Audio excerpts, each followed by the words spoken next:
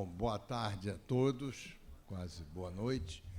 Bom, eu não sou o Marco Lucchesi, que estava aqui escrito, o Sequim também não é o Caetano Veloso. Muita gente achava que era o Caetano que vinha falar, mas é o Sequim. Mas vocês não vão perder nada, porque o Sequim é um grande conhecedor de poesia brasileira. Ele escolheu duas músicas muito representativas do sentido desse nosso ciclo. Esse nosso ciclo tem como objetivo analisar a influência das cidades em grandes poetas, né? Caetano Veloso, João Cabral, Olavo Bilac, Ferreira Goulart. Então, são poesias e tratamentos específicos de grandes poetas sobre cidades que foram importantes na vida deles e na obra poética deles. O Sampa, por exemplo, eu estava falando para o Sequim, eu considero uma das maiores poesias da língua brasileira. Acho realmente uma letra espetacular. Como vocês veem, não é o Marco Lucchesi. Então, agradeço muito a presença de vocês, já tiveram uma boa música aí para aguardar, e o Sequim agora vai falar sobre Sampa e London, que são duas cidades fundamentais na vida poética do Caetano Veloso. E a nossa ideia é exatamente essa. Ele mesmo, na apresentação, ele conta que até um certo período as cidades eram simplesmente cenários para romances e relatos. E a partir de um certo momento, as cidades passaram a ser o mote da poesia e passaram a influenciar a obra de grandes artistas. Isso ele vai explicar com mais propriedade. Com vocês, o Antônio Sequim. Obrigado.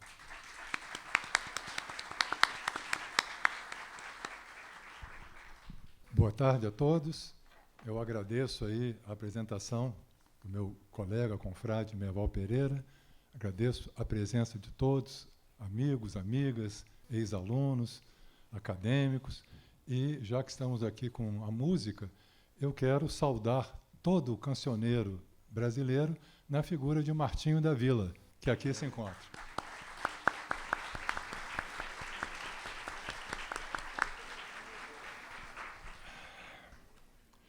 Então, o tema de hoje é Caetano Veloso, Londres e São Paulo. Todos têm o texto aí, não é? De um lado, Sampa, e do outro, Londres, numa tradução exclusiva que o poeta e acadêmico Antônio Cícero fez a meu pedido para a tarde de hoje. No livro As Flores do Mal, de Charles Baudelaire, 1857, há uma seção de 18 poemas dedicados à cidade, mais especificamente a uma cidade, Paris. A metrópole deixa de ser cenário e transforma-se em personagem, uma nova musa, tão atraente ou terrível quanto suas predecessoras humanas ou divinas.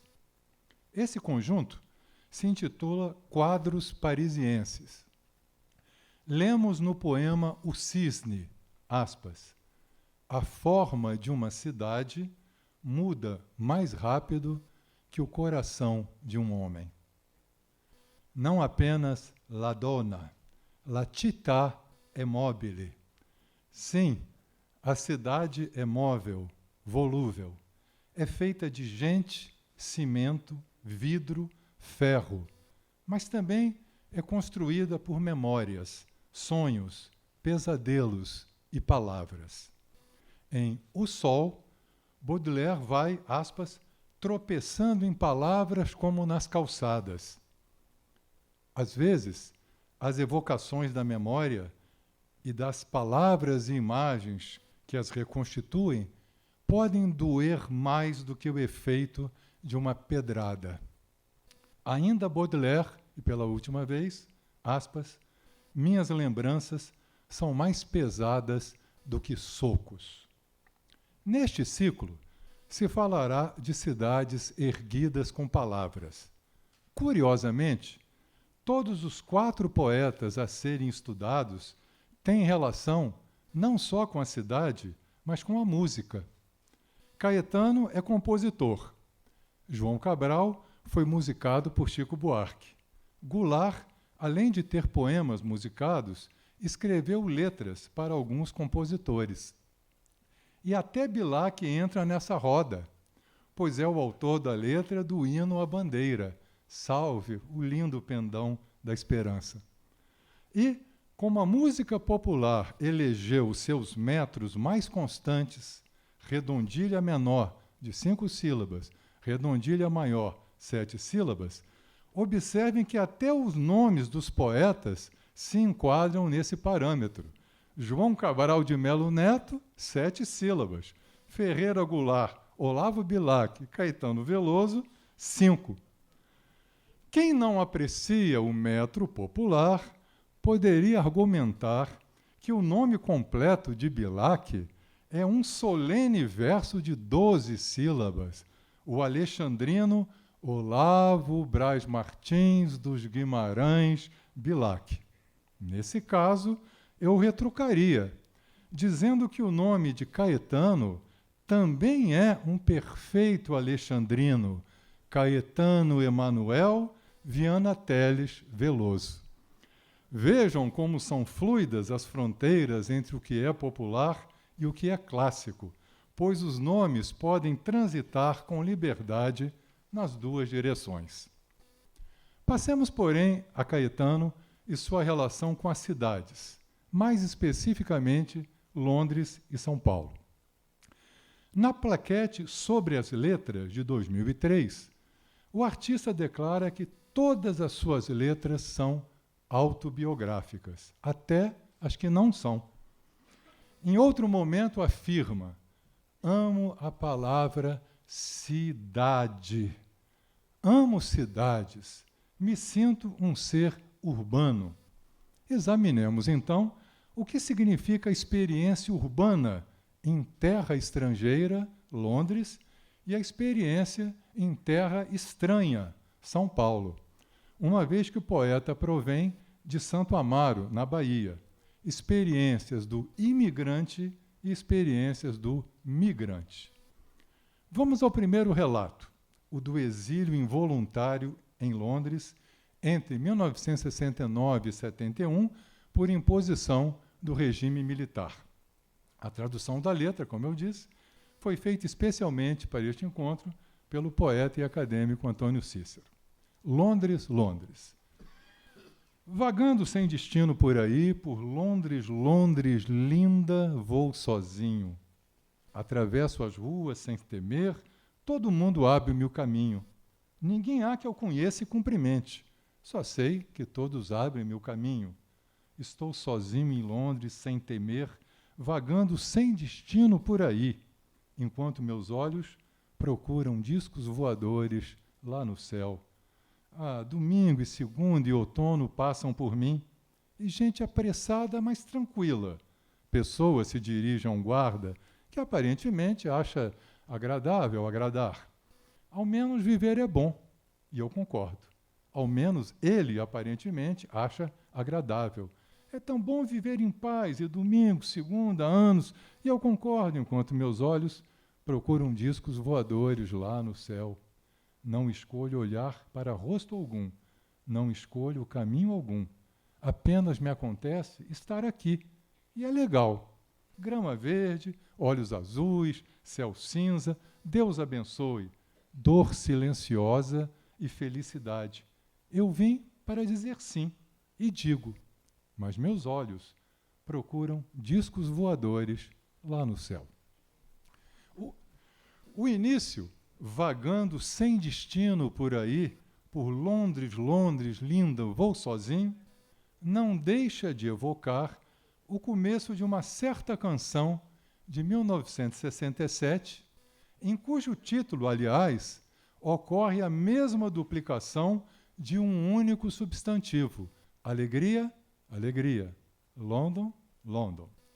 Caminhando contra o vento, sem lenço e sem documento, no sol de quase dezembro eu vou.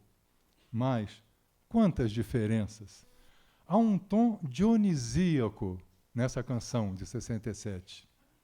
A partir do título, Alegria, do discurso afirmativo, eu vou, da celebração cromática, os olhos cheios de cores, e até do registro térmico, a temperatura tropicalidamente agradável da primavera no sol de quase dezembro, a qual se opõe o frio outono europeu, duas vezes citados em London, London, marcado pela tonalidade cinza, branco e preto da Inglaterra, de um lado, contraposto à profusão do arco-íris brasileiro, cheio, pleno de cores.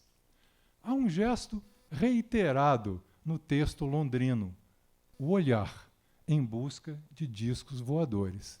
Ora, em vez de atentar para a paisagem urbana, as ruas, os prédios, Caetano atenta para a paisagem transcendental. Ou seja, na cidade, ele procura exatamente o que não está na cidade. Deseja ver o que ali não se apresenta, os discos voadores, ainda de mais dificultosa visualização devido à barreira de um céu cinza e turvo.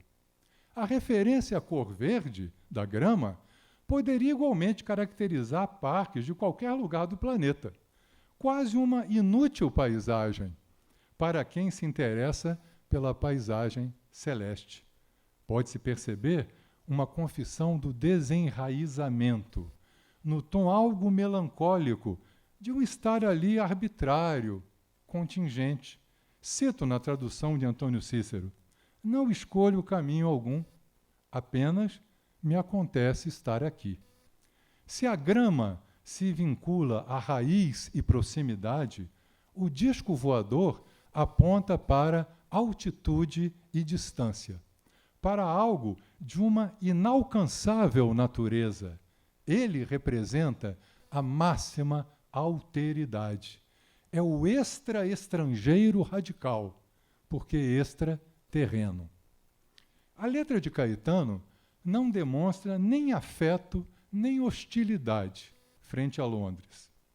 Apenas uma resignada disponibilidade para o acaso e a percepção de uma civilizada indiferença dos outros para com ele. Cito: ninguém há que eu conheça e cumprimente, só sei que todos abrem-me caminho. Nas interseções entre vida e obra, seria interessante recordar uma crônica de Caetano Veloso, publicada no Pasquim, em dezembro de 1969, anterior, portanto, à letra do disco de 1971, em que afirma praticamente o mesmo. Aspas. Eu atravesso as ruas sem medo, pois eu sei que eles são educados e deixam o caminho livre, mas eu não estou aqui e não tenho nada com isso. Há um eles, um grupo, sem rosto, sem corpo definido, na letra e na música. E na crônica, mas a crônica intensifica, a meu ver, o despertencimento à paisagem londrina na declaração, aspas, eu não estou aqui. Ora, ele está ali, mas eu diria que ele não está nem aí. A sabedoria da frase popular, não estou nem aí, indica que, de fato, nós moramos onde o desejo nos projeta. Embora, com frequência, paguemos um aluguel caro no endereço errado. Pois nem sempre ocorre a confluência entre o espaço real e o espaço do desejo. Lugar desejado, por exemplo, Santo Amaro da Purificação. Dele diz o poeta na canção Trilhos Urbanos: o melhor o tempo esconde, longe, muito longe, mas bem dentro aqui. Cana doce, Santo Amaro, gosto muito raro trago em mim de ti. Anti-exemplo, Londres, onde recorre a uma língua estrangeira para falar de uma cidade estrangeira. Duplo exílio geográfico e linguístico. Na letra, ele não se dirige a ninguém específico, apenas escuta. Quem fala são as pessoas locais, conversando com o policial. Deslocado naquele mundo, devaneia em direção a outro mundo, o extramundo, o disco voador. Aliás, pela acepção primeira da palavra cidade, etimologicamente, ousaria dizer que Caetano esteve em Londres, mas nunca esteve na cidade londrina. Por que isso? Porque o termo provém de civitate, do mesmo radical de civilidade, civilização, cidadão. Mas a civitate latina não significava originariamente o espaço, e sim o conjunto de cidadãos que se agrupavam em determinado lugar ou estado. O espaço físico dessa aglomeração denominava-se urbe. Depois, numa operação semântica, uma parte pela outra, o sentido de civitate se ampliou. Deslocou-se do habitante para o território e acabou relegando a segundo plano a palavra urbe. Mas, se urbe, hoje, pouco se emprega como substantivo sinônimo de cidade, persiste vigorosamente na modalidade adjetiva, pois urbano é bem mais frequente do que citadino. Do ponto de vista etimológico, Caetano, eu diria, ele esteve na urbe, mas não na civitate. Se recorrermos ao mais antigo dicionário monoglota da língua portuguesa, o de Antônio de Moraes e Silva, na edição de 1813, encontramos um comentário lapidar, aspas, para o velho Antônio de Moraes e Silva. Diz ele: a cidade, por excelência, se entende daquela onde estão os que falam. Portanto, apenas os que fazem soar a voz é que, de fato, compõem a cidade primordial. E a voz caetana, como vimos, não se integrou a esse coro londrino. Outra é a perspectiva da questão urbana em São Paulo. Sampa foi gravado em 1978 e a relação do artista com a cidade se iniciou em fins da década de 1960. Trata-se de uma rememoração de uma experiência já decantada pelo tempo. London, London foi escrita no calor da hora, ou, como era o outono europeu, foi escrita no frio da hora. Correspondeu a um flash, a uma sequência de selfies de Caetano ao longo de um passeio silencioso e solitário. Podemos considerar esta canção, London, London, como página de um diário, enquanto Sampa seria página de um livro de memórias, porque já se passaram 10 anos. London foi tratada pelo nome de batismo, London, Londres, enquanto, já numa conotação de intimidade, São Paulo sequer é referida pelo nome, mas pelo apelido, Sampa. Essa intimidade se intensifica pela relação próxima e direta com o tu, quando eu te encarei. A cidade como alguém com quem a gente conversa, diferente do tratamento em terceira pessoa, distanciado da letra londrina. Leiamos o texto de Sampa. Eu esclareço aí que os grifos e esse negrito são meus, tá? Não são do texto original. Depois vamos ver por quê. Então, a leitura de Sampa. Alguma coisa acontece no meu coração que só quando cruza Ipiranga e a Avenida São João. É que quando eu cheguei por aqui, eu nada entendi da dura poesia concreta de tuas esquinas, da deselegância discreta de tuas meninas. Ainda não havia para mim, Rita Lee, a tua mais completa tradução. Alguma coisa acontece no meu coração que só quando cruza Ipiranga e a Avenida São João. Quando te encarei frente a frente, não vi o meu rosto. Chamei de mau gosto o que vi, de mau gosto, mau gosto. É que Narciso acha feio o que não é espelho. E a mente apavora o que ainda não é mesmo velho, nada do que não era antes, quando não somos mutantes. E foste um difícil começo, afasto o que não conheço, e quem vem de outro sonho feliz de cidade, aprende depressa a chamar-te de realidade, porque és o avesso, do avesso, do avesso, do avesso. Do povo oprimido nas filas, nas vilas, favelas, da força da grana que ergue e destrói coisas belas, da feia fumaça que sobe apagando as estrelas, eu vejo surgir teus poetas de campos e espaços, tuas oficinas de florestas, teus deuses da chuva. Panaméricas de Áfricas utópicas, túmulo do samba, mas possível novo quilombo de Zumbi. E os novos baianos passeiam na tua garoa, e novos baianos te podem curtir numa boa. Eu propus aí uma divisão em 3 partes que estão assinaladas na folha. Versos 1 a 11 seria a relação inicial dele com a cidade. Versos 12 a 18, o questionamento dessa visão inicial. E verso 19 até o fim, a relação atual com São Paulo, ou melhor, com Sampa.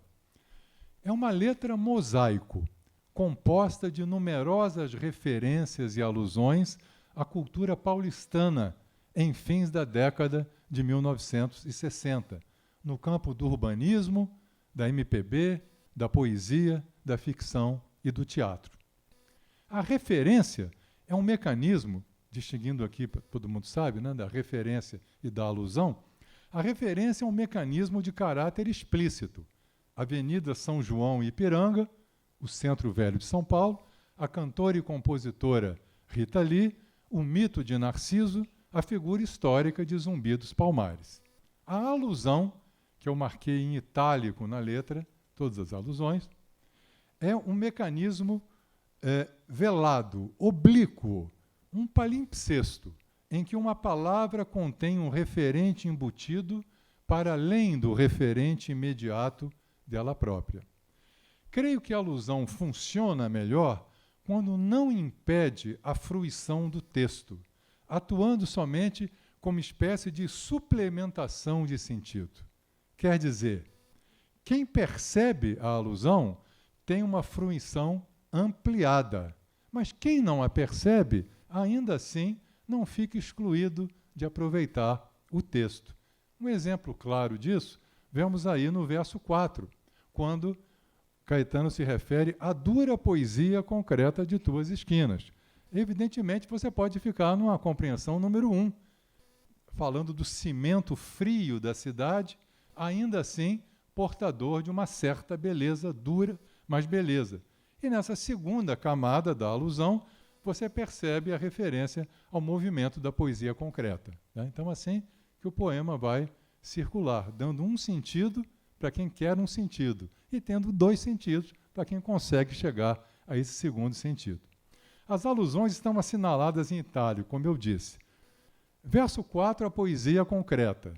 No verso 14, o conjunto musical Os Mutantes.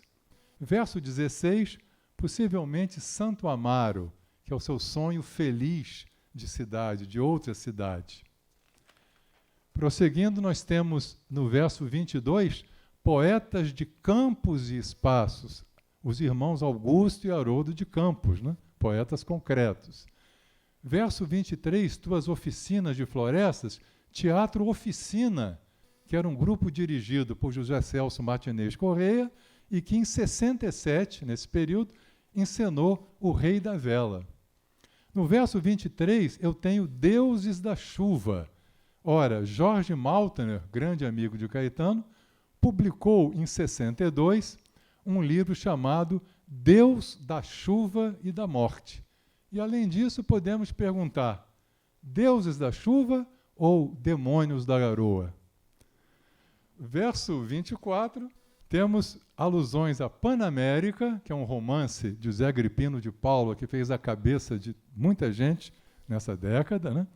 Temos o túmulo do samba, que é a infeliz frase de Vinícius de Moraes, né? Que num rompante declarou que São Paulo é o túmulo do samba e foi cobrado a vida inteira por essa frase. Sempre disse, não foi bem assim, né? Mas o que ficou foi assim. Esse foi o registro. Temos também aqui Arena conta Zumbi, o Teatro Arena, numa linha política, né, bem diferente da linha experimental do Zé Celso, mas com um grande sucesso. Arena conta Zumbi, uma peça de Augusto Boal e de Gianfrancesco Guarnieri, com música de Edu Lobo. E aquele grande sucesso, Upa Neguinho, faz parte de Arena conta Zumbi. E no verso 25, Os Novos Baianos, o conjunto musical que surgiu exatamente em 1969. Essas são, digamos, as alusões brasileiras. Eu ainda ousaria apontar um rastro baudelairiano no verso 21, quando Caetano diz da feia fumaça que sobe, é um belo verso, apagando as estrelas. Por quê? No poema Paisagem, de Baudelaire, que abre exatamente aqueles quadros parisienses, nós encontramos o seguinte verso: os rios de carvão a galgar o firmamento. Então, a mesma ideia de alguma coisa que é produzida, né, que é poluída e que se eleva, né, a feia fumaça apagando as estrelas e os rios de carvão que se elevam para o firmamento em Baudelaire. E a gente observa, como um último contraste com London, London, que as evocações de Sampa não são, como em London, London, genéricas. Um grupo, um guarda, as pessoas, eles. Ao contrário, são marcadamente concretas e particulares. Então, retornemos à letra em sua parte 1. Alguma coisa acontece no meu coração. Tanto ou mais do que a cidade, o poeta vai falar de sua reação, hostil ou amistosa, frente ao São Paulo. Vai tentar avaliar-se e entender-se através do modo como avalia a cidade. Falará desse afeto ambíguo, dessa alguma coisa que ele não ainda sabe bem o que é, e para tentar descobrir que alguma coisa é essa, vai atravessar a avenida que liga seu coração ao coração da cidade, o centro, que é o coração, procurando então lançar uma ponte entre o coração humano e o coração urbano. Só quem admite nada ter entendido é que estará disponível e desarmado para tudo tentar entender. O caminho da compreensão de uma realidade, a princípio hostil, feia, passa pela dissolução do maniqueísmo, pela relativização dos juízos condenatórios, muitas vezes taxativos e preconceituosos. Assim, a esquina é dura, mas tem poesia. As meninas exibem deselegância, mas é discreta. Aliás, li um comentário muito interessante no YouTube, a propósito de Sampa. Escreveu alguém: como pode uma música falar tão mal de uma cidade e agradar tanto os moradores dessa mesma cidade? Coisa de gênio mesmo! E colocou 3 exclamações. O autor do comentário não atentou para esse contínuo jogo de contrabalanços, no qual o que parece sombrio pode trazer no bojo uma faceta luminosa, que nem sempre cintila ao primeiro olhar. A parte 1, dos versos 1 ao 11, é a confissão do desconhecimento e da consequente recusa dessa estranha realidade urbana, marcada pela predominância de verbos no passado. Cheguei, nada entendi, havia, encarei, não vi e chamei. Na parte 2, dos versos 12 ao 18, o poeta questiona a recusa e admite que o problema pode estar não no objeto, mas no observador. Não na realidade que é vista, mas no ângulo restrito pelo qual ela era captada. Na parte 3, do verso 19 em diante, os verbos estão no presente. Surge sua relação atual e amistosa com o espaço urbano, fundamentada na aceitação antinarcísica das diferenças desse outro cidade. É seu retorno à mesma cidade, mas que se tornou diferente pela mudança do olhar que a ela ele dirige. Haverá, portanto, na parte 3, a desconstrução da recusa inicial da parte 1, após essa recusa ter sido posta em xeque na parte 2. Na parte 1, os versos 10 e 11, quando eu te encarei frente a frente, não vi o meu rosto, chamei de mau gosto o que vi, de mau gosto, esses versos corresponderiam ao momento da eclosão do sintoma, do incômodo resistente face à força do real.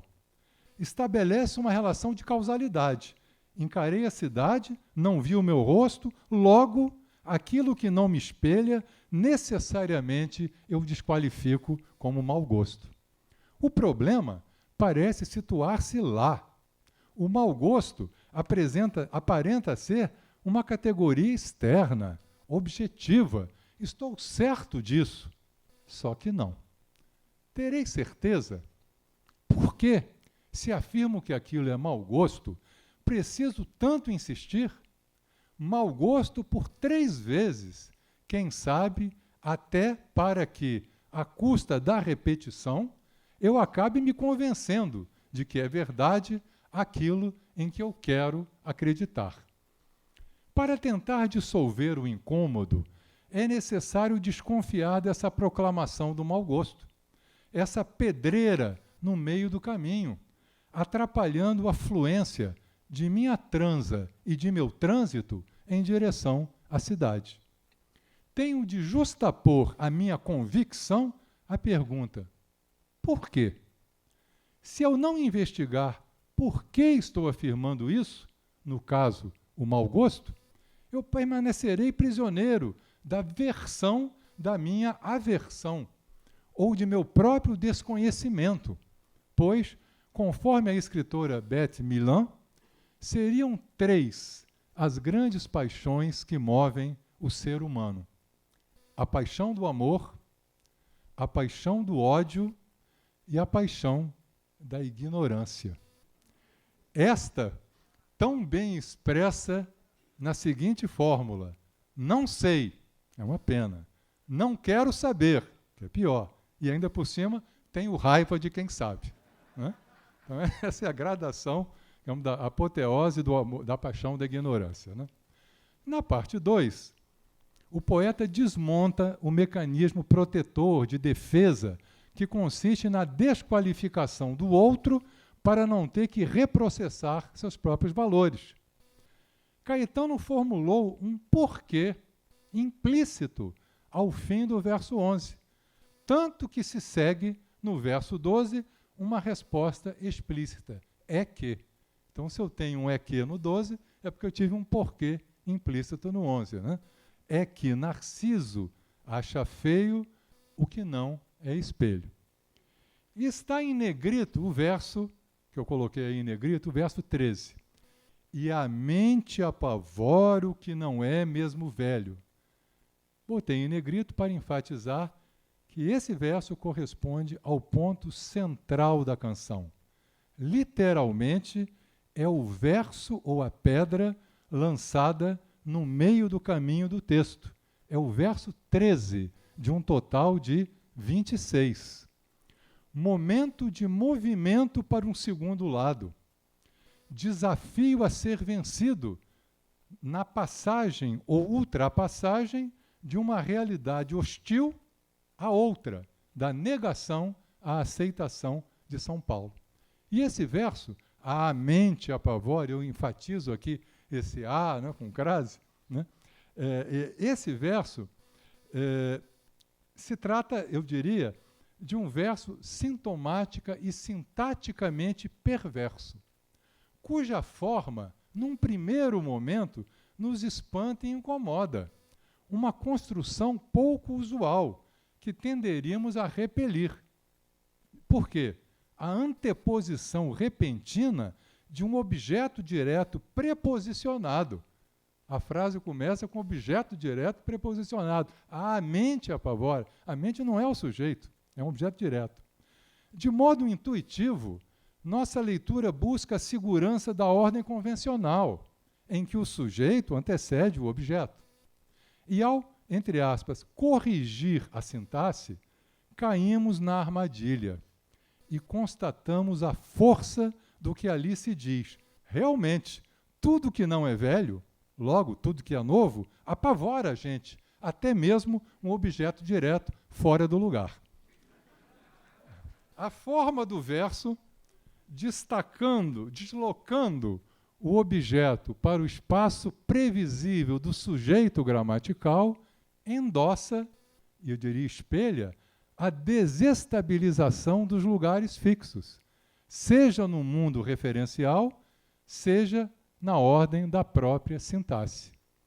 O apego ao que já se encontra consolidado nos leva a não querer nada do que não era antes. O mundo é normativamente repetitivo, a menos que tenhamos a coragem de sermos mutantes. O poeta efetua o salto. Ele, que veio lá de Santo Amaro, com um pacote pronto, com a receita de seu antigo sonho feliz de cidade, de plena felicidade.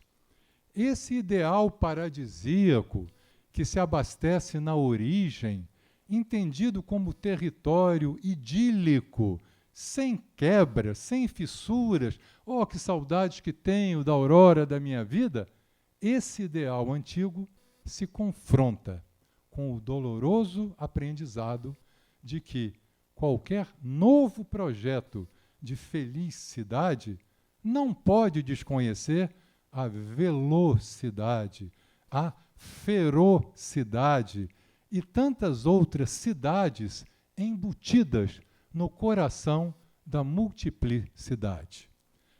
Essa realidade indomável em mutação, em que de uma coisa ele vê surgir outra, dos poetas sai aquilo, da fumaça sai aquilo outro. Então, essa realidade em mutação ocupa a parte 3 inteira, continuamente desfazendo imagens estáticas em prol do avesso, do avesso, do avesso, do avesso. Uma operação infinitizável, né? Você tem uma versão, você põe para o avesso, vai para outra e vai sempre mudando. Mas, atenção aqui, não se trata da aceitação pacífica do vale tudo, com simples inversão de sinal. Onde era mau gosto, agora forçosamente passa a ser bom gosto. Porque, nesse caso, você inverte o sinal, inexistiria uma perspectiva crítica e tampouco se sairia do lugar. Apenas permaneceríamos inertes com sinais trocados, substituindo o não da recusa narcísica pelo sim da aceitação passiva. Trata-se, ao contrário, da compreensão de uma tensa coexistência das contradições inerentes à dinâmica da vida. Exemplos: o dinheiro, capaz de gerar e destruir beleza. A fumaça, que compete com as estrelas, mas não consegue bloquear o brilho que emana dos poetas, mesmo no espaço da escuridão. A oficina, com a força de forjar uma floresta, ainda que artificial. A negritude que, se de um lado se associa a túmulo do samba, de outro tem potência para trazer à tona a utopia libertária de Zumbi. E o poeta, que, sendo antigo, se apresenta no fim do texto como um novo baiano, porque conseguiu modificar-se a ponto de se tornar um outro baiano. Sabiamente, o poeta aprendeu que, se Narciso desviar-se da projeção obsessiva de seu próprio rosto, aí então, dentro de um espelho acolhedor e vazio, pode caber uma cidade inteira.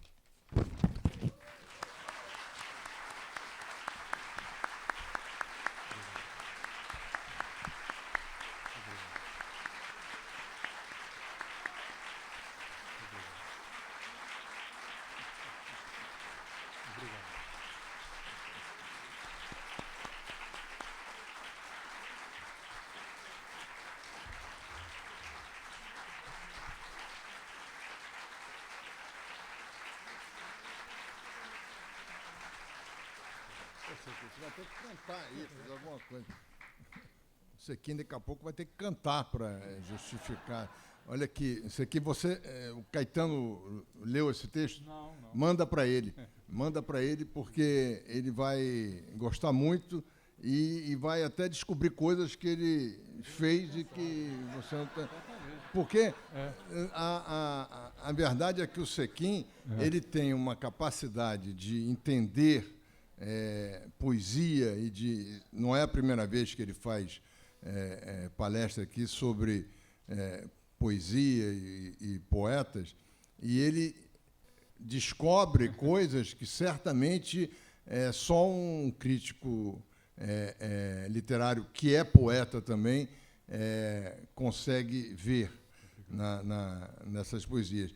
E é uma capacidade de explicar coisas que nós não vimos nas letras, nas poesias, que dispensa qualquer tipo de comentário. Eu disse no início que eu achava essa poesia do Caetano uma das maiores da nossa língua, e confirmei, não, acho que supera muita coisa. Por exemplo, esse final aqui, e os novos baianos passem na tua garoa, e novos baianos se podem curtir. Os novos baianos são o novo grupo. Ele que se tornou um novo baiano. Então, realmente foi uma tarde agradabilíssima. Eu queria agradecer muito ao Sequim e convidar vocês para a próxima palestra do ciclo, que é no dia 10 do 4, João Cabral, Recife e Sevilha, feita pelo Felipe Fortuna. Muito obrigado a todos.